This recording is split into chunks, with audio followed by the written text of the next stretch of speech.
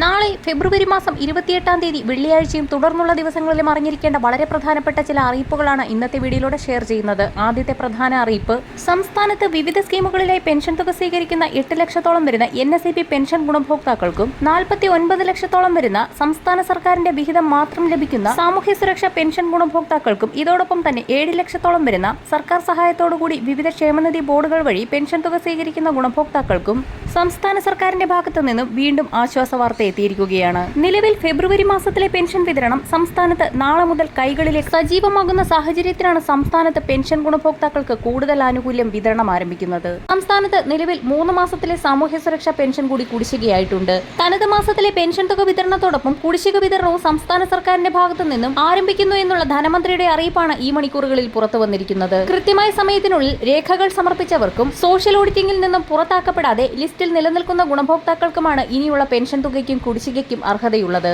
കുടിശ്ശികയായിരിക്കുന്ന 3 ഗഡു പെൻഷൻ തുക വിവിധ ഘട്ടങ്ങളിലായി വിതരണം ചെയ്യുമെന്ന് ധനമന്ത്രി KN ബാലഗോപാൽ വാർത്താ സമ്മേളനത്തിൽ വ്യക്തമാക്കി. ഫെബ്രുവരി പെൻഷൻ വിതരണം സംസ്ഥാനത്ത് ഈ ആഴ്ച സജീവമാകും. അടുത്ത പ്രധാന അറിയിപ്പ്, അസംഘടിത മേഖലയിലെ തൊഴിലാളികളെ അടക്കം ഉൾപ്പെടുത്തി രാജ്യത്തെ മുഴുവൻ പൗരർക്കും 60 വയസ്സ് തികയുമ്പോൾ പെൻഷൻ ലഭിക്കുന്ന പദ്ധതിക്ക് കേന്ദ്ര സർക്കാർ ഒരുങ്ങുന്നു. നടപടിക്രമം തൊഴിൽ മന്ത്രാലയം ആരംഭിച്ചു എന്നുള്ള സന്തോഷ വാർത്തയാണ് ഇപ്പോൾ പുറത്തെത്തിയിരിക്കുന്നത്. നിലവിലെ ഇസ്രം പോർട്ടൽ കണക്ക് പ്രകാരം 30.67 കോടി അസംഘടിത തൊഴിലാളികളുണ്ട്.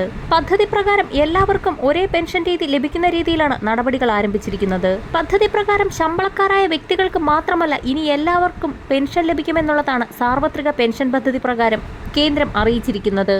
അടുത്ത പ്രധാന അറിയിപ്പ്, 15 മാസത്തോളമായി മുടങ്ങിക്കിടക്കുന്ന നിർമ്മാണ തൊഴിലാളി മേഖലകളിലെ പെൻഷൻ കുടിശ്ശികയടക്കം വിതരണം ചെയ്യുക എന്ന ആവശ്യം മുന്നോട്ട് വെച്ചുകൊണ്ട് നിർമ്മാണ തൊഴിലാളി മേഖലകളിലെ പെൻഷൻ ഗുണഭോക്താക്കൾ സമരത്തിനൊരുങ്ങുന്നു. ബജറ്റിലെങ്കിലും പെൻഷൻ കുടിശ്ശിക സംബന്ധിച്ചുള്ള സുപ്രധാന തീരുമാനങ്ങൾ ഉണ്ടാകുമെന്ന് നേരത്തെ സൂചനകൾ ലഭിച്ചിരുന്നെങ്കിൽ പോലും ഗുണഭോക്താക്കൾക്ക് നിരാശ മാത്രമായിരുന്നു ഫലം. പെൻഷൻ കുടിശ്ശികയും മറ്റ് ധനസഹായങ്ങളും കാലങ്ങളോളമായി മുടങ്ങിക്കിടക്കുന്ന സാഹചര്യത്തിൽ ഇവ ഒരു പരിധിയെങ്കിലും വിതരണം ചെയ്യണമെന്നാണ് വിവിധ മേഖലകളിൽ നിന്ന് ഉയരുന്ന ആവശ്യം.